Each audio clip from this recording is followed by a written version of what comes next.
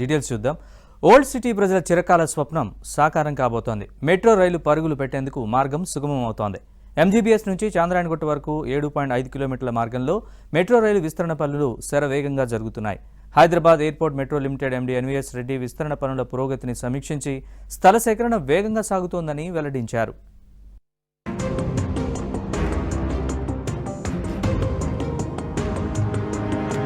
Metro రైలు విస్తరణలో భాగంగా MGBS నుంచి చాంద్రాయణగుట్ట వరకు 7.5 కిలోమీటర్ల మార్గంలో విస్తరణ పనులు ఇప్పుడు జోరుగా సాగుతున్నాయి. మొత్తం ఈ మార్గంలో 1100 ప్రభావిత ఆస్తులు ఉండగా ఇప్పటి వరకు 205 ఆస్తులకు చెక్కుల పంపిణీ జరిగిందని, ఆయా ఆస్తులకు సంబంధించిన 212 కోట్ల నష్టపరిహారం ఇప్పటికే చెల్లించడం జరిగిందన్నారు airport metro limited MD NVS Reddy.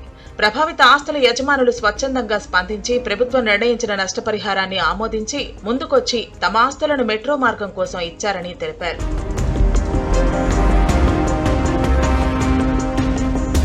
ఈ మార్గంలో ఇరువైపులా చిక్కుముడులుగా ఉన్న కొన్ని క్లిష్టమైన విద్యుత్, టెలిఫోన్ కేబుళ్లను అత్యంత అప్రమత్తంగా తొలగించి తమ ఇంజనీరింగ్ సిబ్బంది మార్గాన్ని సుగమం చేశారన్నారు మెట్రో ఎండీ. మెట్రో అధికారులతో పాటు రెవెన్యూ, పోలీస్ పర్యవేక్షణలో మెట్రో మార్గం విస్తరణ పనులు చురుగ్గా సాగుతున్నాయి. ఇప్పటికే రోడ్డు విస్తరణ కోసం పలు భవనాలు, కట్టడాలను కూల్చివేసి అవశేషాలను తొలగించారు.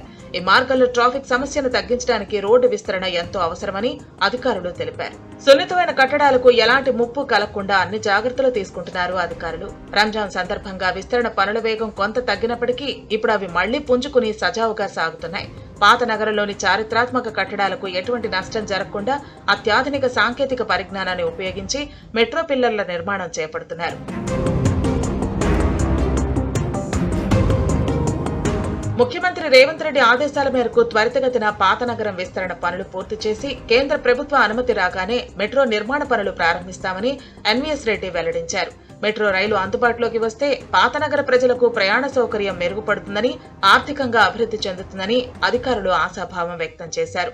మెట్రో రైలు ప్రాజెక్టు పూర్తయితే పాత నగరం రూపురేఖలు మారతాయని, హైదరాబాద్ నగర అభివృద్ధికి ఇది ఒక మైలురాయిగా నిలుస్తుందని అధికారులు తెలిపారు.